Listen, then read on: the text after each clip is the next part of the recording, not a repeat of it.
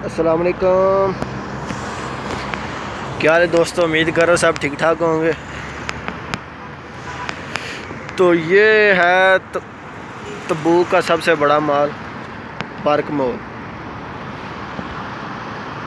आपने अगर मेरी पिछली वीडियो देखी है तो उसमें मैंने इसकी बैक साइड दिखाई थी कि लोलो मार्केट, वो भी इसी में है।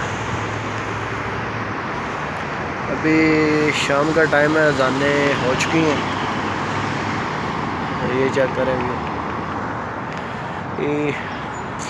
हमारे लड़के वो उधर काम लगे हुए हैं,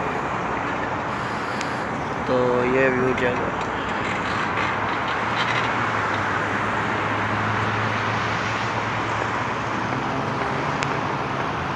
ये चेक करें, छोटी छोटी चिड़ियाँ इधर बैठी हुई हैं, ये सारी शाम के टाइम। ये क्या कर रही, दाना उठा रही है, क्या कर रही है।